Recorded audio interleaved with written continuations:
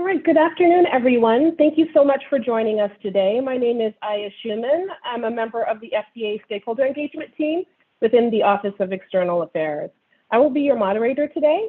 As you just heard, this call is being recorded and the recording will be available following the call. Today, we're joined by Dr. Rachel Levine, Assistant Secretary for Health for the Department of Health and Human Services, and Dr. Peter Marks, Director of the Center for Biologics Evaluation and Research. All of our principals will provide opening remarks before we move into a question and answer session. I'd like to now direct you to the bottom of your screen. To ask a question, please feel free to type it directly into the chat box. You can begin submitting your questions at any time. Please remember to include your name and affiliation as well, so that we know which organization you represent. We may not be able to get to all questions today, but we'll try our very best to answer as many as possible. Please also refer to the chat box for links that will direct you to additional resources on some of the topics we'll be covering today. And with that, I'd like to now turn the call over to Dr. Rachel Levine, Assistant Secretary for Health for the Department of Health and Human Services. Well, good afternoon. Thank you so much, Aya. And I'd really like to thank the Food and Drug Administration for inviting me to participate in this very important discussion. I would also like to thank really everyone on today's call for your important role in helping our nation's children, as well as their families, by educating the public and working in communities throughout the nation to increase support for vaccines. And that includes, of course, the COVID-19 vaccines, as well as really all vaccines for children and adults. You know, that's what we all trying to do. We all want to help people. We want to help our children. We want to help our families, our communities, and our nation. And, you know, that is what I'm trying to do. As the Assistant Secretary for Health, I work every day to improve the health and well-being of all Americans, and to work to build a stronger foundation for immunizations is such an important priority. Vaccinations are one of the most effective tools that we have in our public health toolbox. And, you know, I'd like to thank everybody for bringing awareness to the need to augment not only the COVID-19 vaccine, but routine vaccinations for children and adults, because we know that those vaccinations have slowed during the pandemic, and that increased the risks of other infections spreading. The Center for Disease Control and Prevention previously released a call to action for children to catch up on missed vaccinations. And they cited a 14% drop that was noted in vaccine ordering from the CDC for the public sector vaccines in 2020 compared to 2019. For example, the CDC also noted that orders for the measles vaccine were down more than 20%. And that increases the risk of a potential measles outbreak in the midst of the other challenges that we face. I mean, we know that in the year 2000, there were no cases of measles in the United States. But we know that even before COVID-19, that there was an increase in the risk of measles and some measles outbreaks. And so, you know, by having less children immunized, it increases that.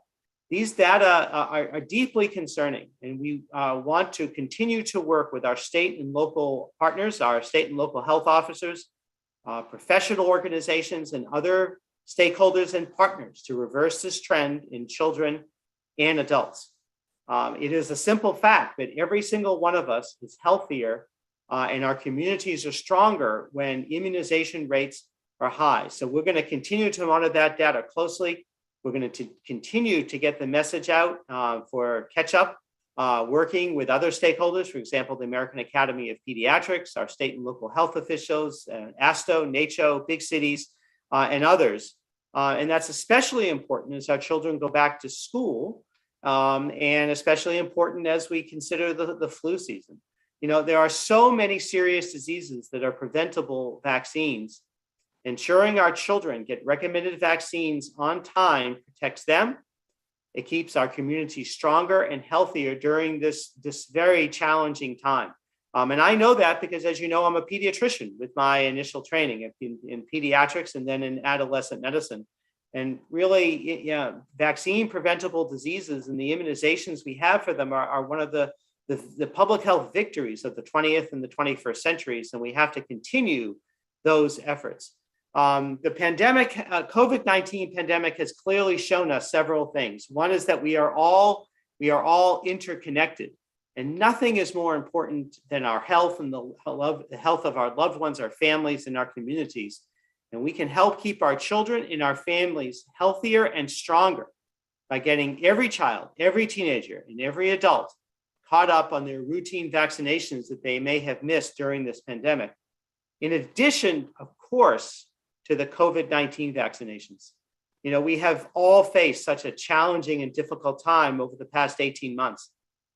The COVID-19 pandemic has caused tremendous challenges and suffering for millions of Americans, and we have certainly all felt the strain. And COVID-19 has had a direct and indirect impact on children and youth in our nation. Certainly with the original virus and even with the Alpha variant, children and adolescents appeared less likely to get infected or to have severe diseases. But it's not clear. We're not sure if that is true with the new Delta variant. And we know that, of course, children under 12 are not able to get the vaccine. And we know that with the spread of the Delta variant, with how contagious it is, that more children and more adolescents are getting infected.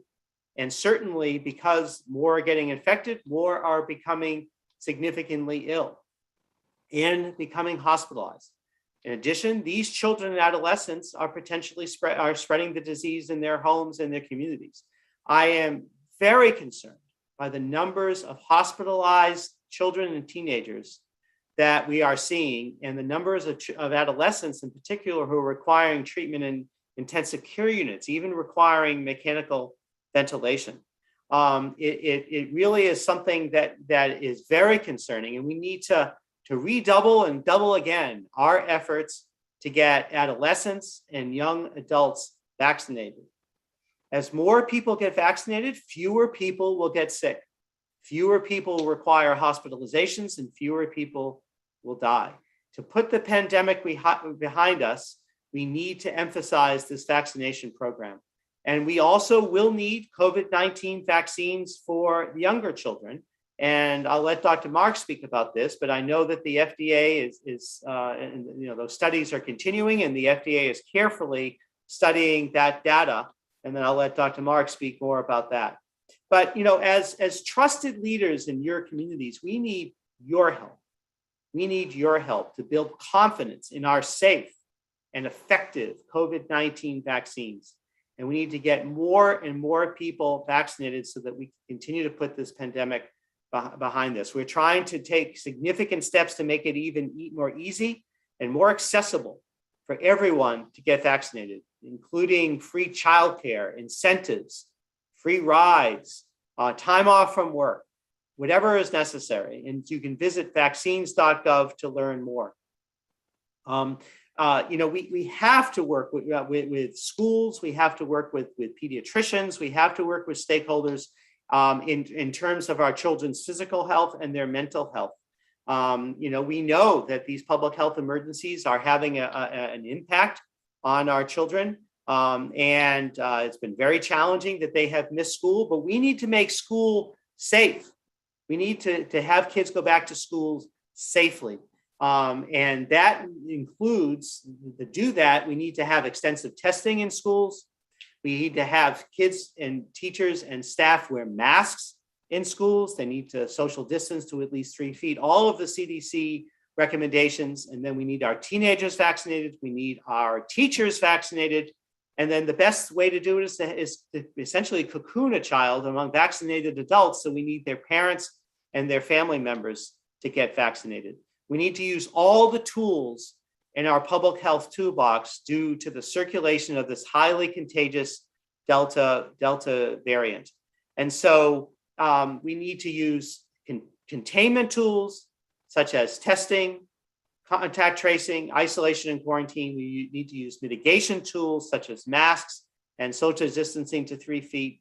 And then we need to use the medical countermeasure tools, which we have, which are safe and effective vaccines. Of course, children Teachers, staff should stay home when they have signs of an infectious disease, and then go to their healthcare provider for testing and care. So we all play, in conclusion, a key role in helping our youth, our children, through this challenging time as parents, caregivers, clinicians, and public health authorities, school authorities. We can do this. We absolutely can do this. And so my motivation in medicine and public health has always been to help people. I know your motivation is to help people. And as we all work together, as we all address these challenges together, I think we will be successful in building a safer and healthier nation and world. Thank you for your attention. Great. Thank you, Dr. Levine, and thanks for everyone for joining today. So I'm Peter Marks from FDA, and FDA's mission is to protect the public health. And one of the best ways we can do so right now is for people to go out and get vaccinated and to help encourage their loved ones to get vaccinated. It just so happens that August is National Immunization Awareness Month, and that's observed to officially recognize the importance of vaccination. And I think really, just to echo what Dr. Levine said, it's really important for younger children and adolescents to get not just their those that are old enough to get COVID-19 vaccines, but also to get the routinely administered vaccines for infectious diseases that should be administered in the United States, so that we don't end up with new outbreaks once COVID-19 is over. This is one of these really challenging things. There are a lot of vaccine doubters, in part because we have been so successful with vaccination. People don't know what smallpox looks like. They don't really know what polio can do. They don't see what measles, pneumonia can be like for children, because we don't have that around anymore. So we're in some ways victims of our own success. But COVID reminds us how important this really is. And really, vaccination has gotten us out of a lot of pickles before, and it will probably again, even after COVID. At FDA, we are very, working diligently to ensure that the vaccines move forward for the pediatric age range. We know that there's a great desire to be able to vaccinate younger children and adolescents, but we obviously have to make sure that whatever comes through is both safe and effective. And we will do that by rigorously reviewing the information that manufacturers submit to us based on agreements that we have about the size of their clinical trials and what's necessary. The manufacturers, when they do conduct these trials, we talk with them in advance to make sure that when we get results, they will be interpretable. We have been trying to do the best here based on our understanding of the side effects of these vaccines, as well as the urgency to balance the amount of data we need with the urgency. In other words, we understand that there is a benefit risk here, as well as always some uncertainty. And we have to do a careful job of making sure that we have enough data to make sure that we're confident that these are going to be safe and effective. And obviously, we don't want to wait, though, till it's absolutely overwhelmingly apparent, because in this pandemic, that might be too late. So it's a balance here. We have continued to do everything we can to make sure that the COVID-19 vaccines that we've authorized have met our high standards for quality, safety, and effectiveness. And I think we understand that people really put their trust in us. And we take that trust very seriously as we move forward. So just from my standpoint, just a couple of parting words here, is that we are in a place where vaccination is so important. It's so important for us to get on top of COVID-19, but it's also going to be important as we move into this fall season. We were very lucky last year to have a relatively quiet flu season. It was basically one of the most amazing things to see how masking and social distancing, as well as a little luck, which we were due for, kept flu really down. But we should also remember that as we come into flu season, getting vaccinated against the flu will also be something that will be important to do, because the fewer respiratory illnesses that have to be distinguished from one another, the easier it will be for healthcare providers. So we really appreciate everything you do to help bring forth the message of vaccination. And I will turn it back to Aya now.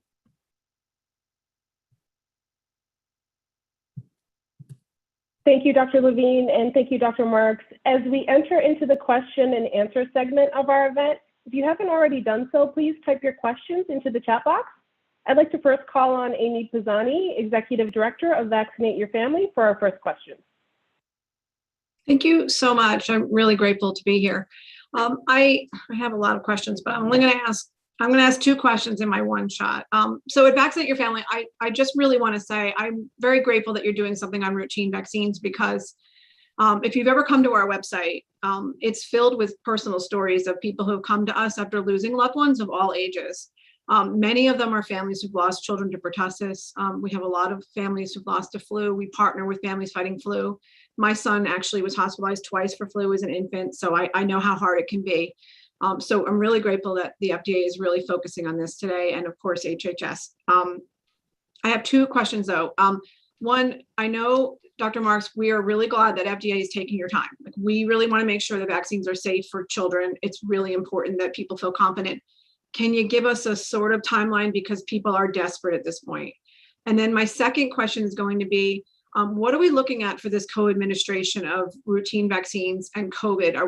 How is the safety looking? How is it assessed? How do we know, how can we confidently tell parents that they don't need to worry when they're recommended for this? And I would say also for HHS, that message for co-administration is not getting down to the bottom line. Like, it's not getting down to public health. And so how do we know it's safe? And then how can we do a better job at getting that message out to those who are providing the vaccines?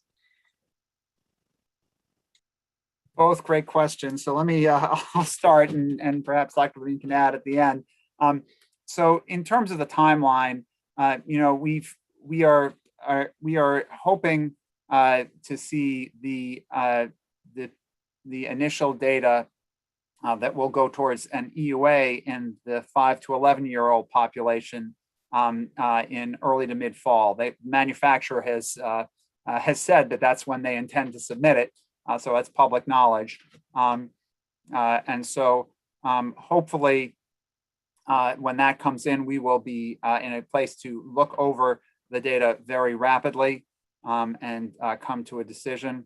The data in children less than 5 may take a little longer, because remember, we had to see dose de-escalation as we went down into the younger age groups. And also the risk benefit is such that we want to make sure that we get it right in the under 5-year-old population.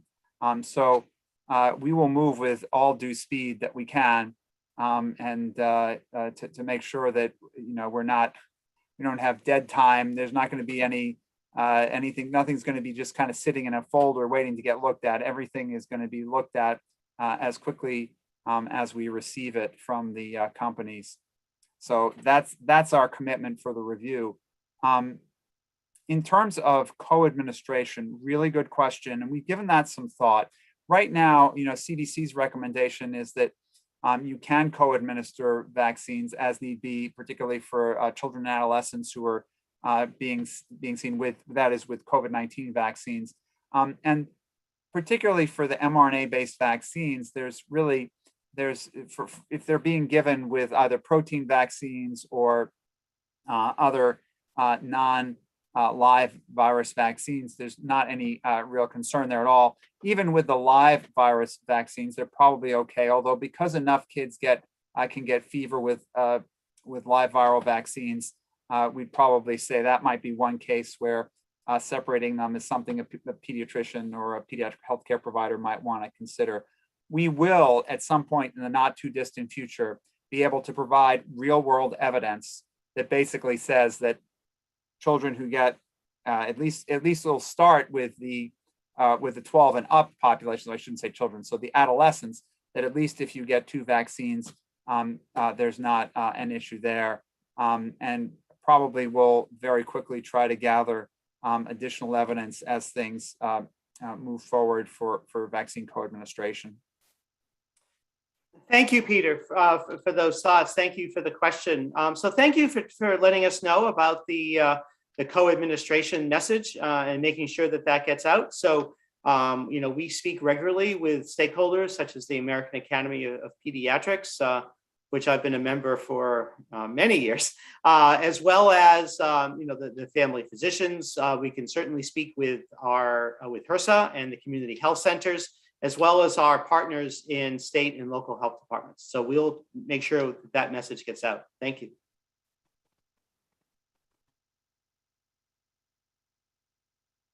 Great. I'd like to now turn it over to Dr. Ann Edwards, Chief Population Health Officer at the American Academy of Pediatrics, for additional remarks. Thank you. Thank you so much. And thank you, Dr. Levine and Dr. Marks, for really having this session. As you know, this is a busy time of year for pediatricians. It's back to school, which is so important for our children, and that's a time for vaccines. As Dr. Levine noted, we are far behind and are eager to do that catch up. In addition, we're seeing a lot of respiratory illnesses, some of it COVID and a lot of it not COVID. So it underscores the importance of having routine vaccinations so that we really do prevent all the illness where we can. We strongly encourage the COVID-19 vaccine in everyone 12 and older who is eligible. Our pediatricians are vaccinating, and that is also really important. We look forward to working and with all of you to think about immunizing younger children.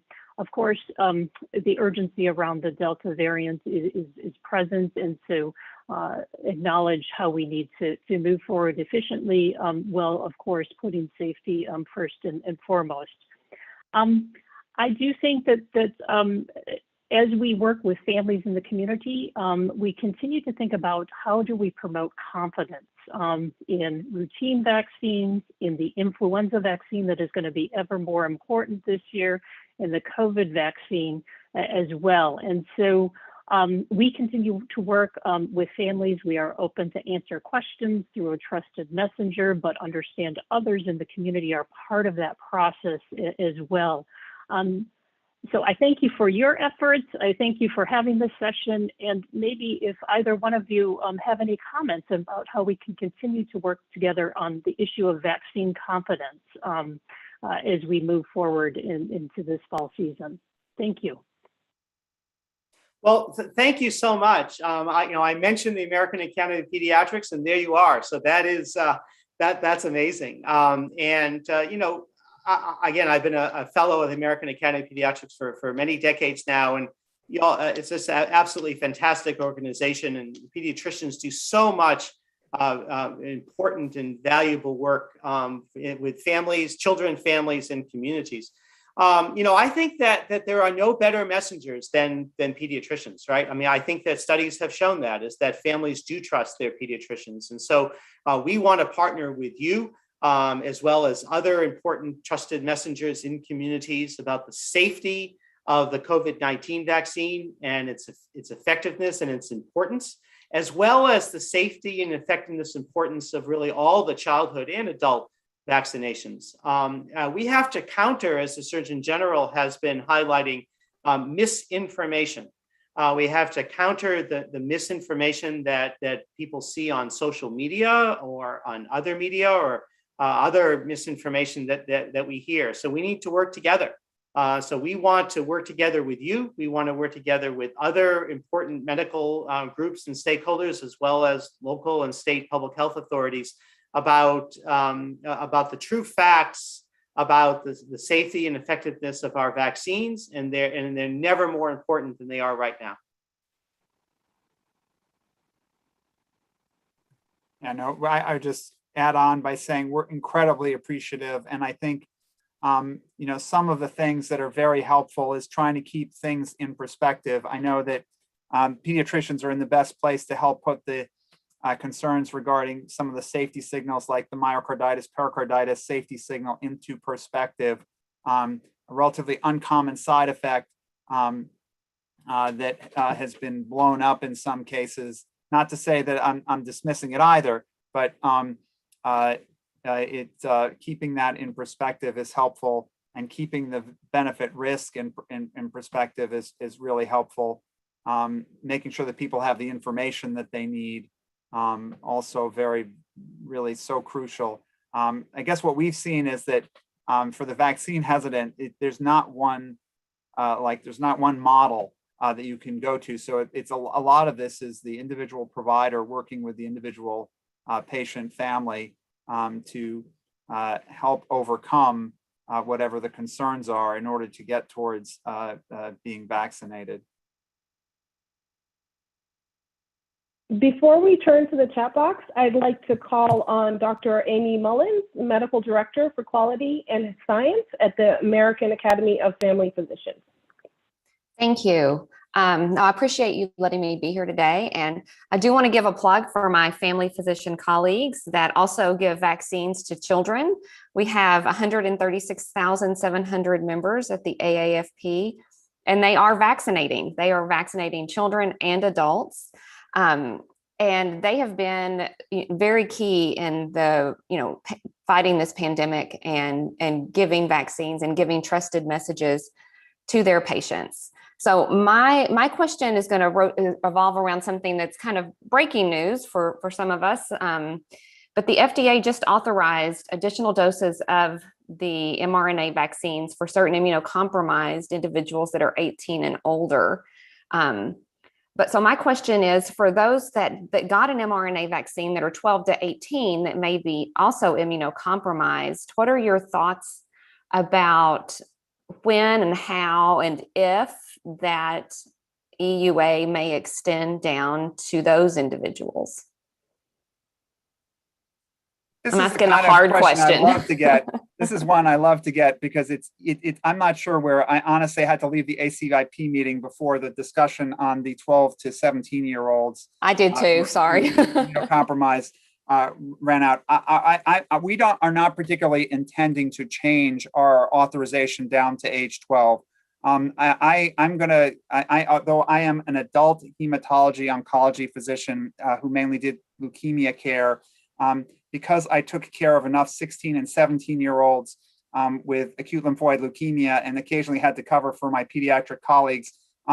Those children who are in the 12 to 15-year age range who have been on cancer chemotherapy are quite immunosuppressed. And so we are not concerned based on our immunobridging approach with having those 12 to 17-year-olds receive a third dose if they are immunocompromised. I'm not saying that we should go out and give third doses to the non-immunocompromised or to even to children who might have diabetes at this point, because we have evidence that they make reasonable immune responses. But for those who have immunocompromising conditions that are the equivalent to solid organ transplant or hematologic organ transplant, or who are on chronic immunosuppressive medicines, for instance, we know that some of the antibodies to CD20 prevent you from making a response. We know that some of the other immunosuppressant combinations of two drugs basically almost abrogate a response to vaccine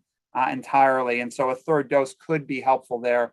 It's not a panacea. It doesn't always give the response. And that's why we're telling people that even if they get a third dose, they still need to take precautions like social distancing, mask wearing, and trying to get their household contacts vaccinated. But we didn't have any problem. We'll see where the ACIP comes out on this.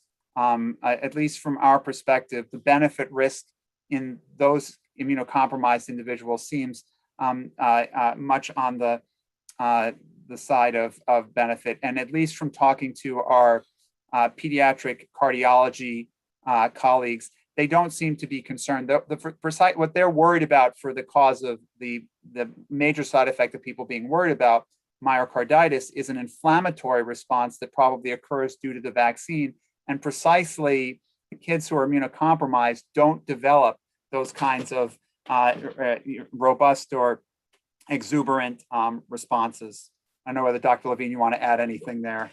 The only thing I would like to add is thank you, Dr. Mullen, for your question and for highlighting the important role that family physicians play throughout the country in terms of their work in primary care, their work in offices and clinics, our community health centers.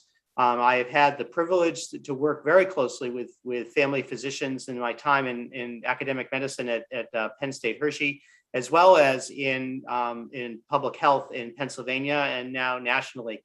And there's nothing more important than the work that you all do for children, but for families and our communities. So, and that involves COVID-19 and the vaccinations for COVID-19, as well as primary care for children and teens and adults, as well as very, very important immunizations for children and adults. So thank you and your organization for all your work.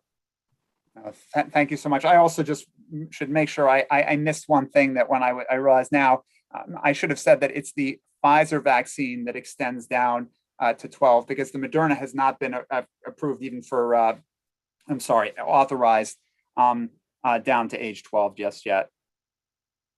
Some coming attractions.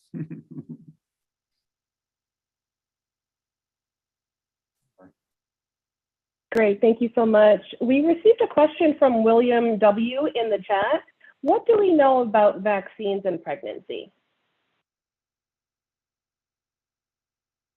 We know a lot at this point for which we're talking about COVID-19 vaccines or vaccines in general. Vaccines in general in pregnancy are generally a pretty good thing anyway, with the exception of a few live virus ones. But for COVID-19 vaccines, the CDC this past week, you can look up an article that was published that they published just showing that even early on in pregnancy, it does not appear that there is any adverse effect of COVID-19 vaccination. And in fact, there are benefits. So as the pregnancy registries continue to grow, as additional work is getting done, and in fact, one of the sponsors has a study ongoing right now, a randomized trial looking at pregnant women, but there's a lot of surveillance data from thousands of women that have been gone through, and the feeling is that the COVID-19 vaccines are reasonable for administration during pregnancy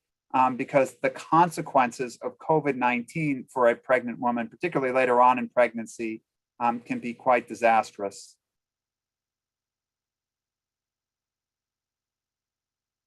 We received another question about routine vaccines. Are you seeing rises in cases of preventable infectious diseases due to delays in young people getting routine vaccines? You know, I can say I'm not aware of them. Dr. Levine may be. I'm not aware of them just yet. But they will be things that would be lurking there. If, for instance, if we don't have enough children immunized against measles, mumps, and rubella, it will mean that if a case is imported, it will be easier to have an outbreak. So we may not find this out until a little later on down the downstream. It's also hard because we're lucky enough that enough people have been vaccinated that against some of these things that there is probably a certain degree of herd immunity still. Dr. Levine, anything to add on that one? Well, thank you, Peter. We have not seen an increase in vaccine preventable illnesses. Of course, school is just starting to open. And so we will see as school opens over the next month, whether we see increases. We have seen a significant increase in a virus called RSV, or respiratory syncytial virus. We're seeing actually this summer amounts of children that have RSV that we usually see in the winter. But RSV is not a vaccine preventable illness, unfortunately, at this time. So we want to make sure that we take preventative action and that we increase our levels of immunizations for these vaccine preventable illnesses and not wait until we start to see outbreaks. Thank you. I'm going to turn back to Dr. Amy Mullins, actually, for an additional question. Yeah, so I hope this one is easy. I just wanted to explicitly ask this question. You alluded to the flu shots earlier, but and I feel like I'm going to get this question a lot. So I'm going to ask the experts right now. So as far as flu shots go, we can give flu shots on the same day as a COVID shot? Yes or no? And what about the same arm? Should we give it the same arm? Should we give it in different arms? I think that we're going to have members calling and asking us these questions, and I just want to have good answers ready to go for them. According to CDC guidance, if you feel like if you make a judgment that the most likely way that individual is going to get the influenza vaccine and the COVID-19 vaccine out of the first or second dose is by giving them at the same time, it's a reasonable thing to do. We don't have any concern because the seasonal inactivated influenza vaccines that are going to be given to children do not contain an adjuvant. We'd be a little more, it would raise our blood pressure a little more if they were adjuvanted vaccines, not because of anything else other than the fact that there's enough reactogenicity and you don't want to have two really sore arms. Again, probably good practice would say that probably better to give them in separate arms so you kind of know which is which. It's likely that if I was asking an individual which arm they wanted the mRNA vaccine in, I would put it in their non-dominant arm because that is the one that is more likely to be hurting for a day or so afterwards. But I don't think it would be a catastrophe if they went in the same arm. And the reason why I don't think so is because there are manufacturers right now who are starting to consider studies with combination vaccines like this. So that would by definition go in the same arm. But for right now, I think I would just, again, this is not FDA. It's not FDA mandate. It's just what we would probably consider just good practice in the setting of what we know best about these vaccines right now.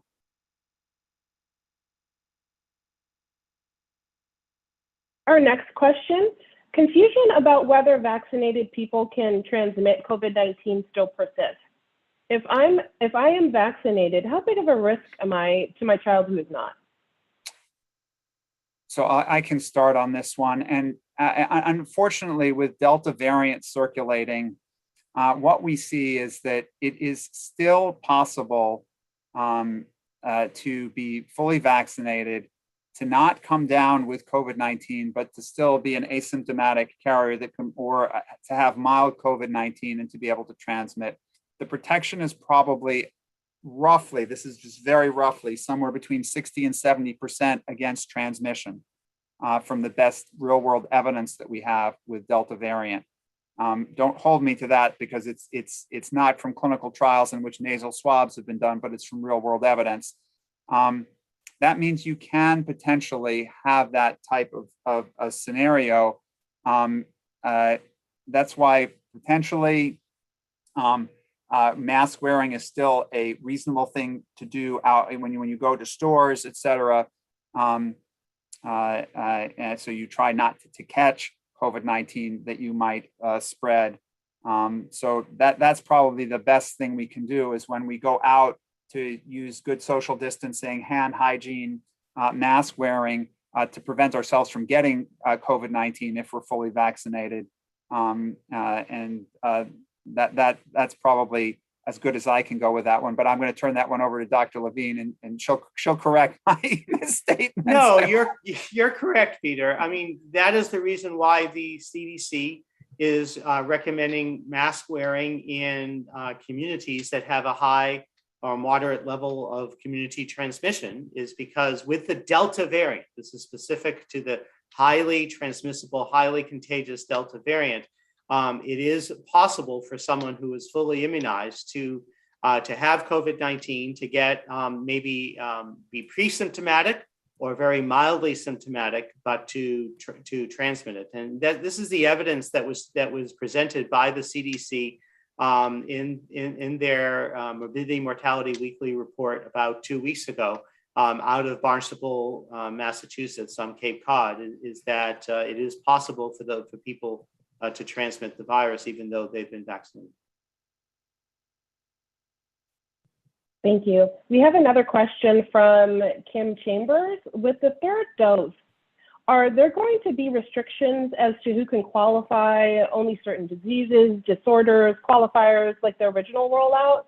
Can folks who know they are compromised simply register for the third appointment with their county or provider, et cetera?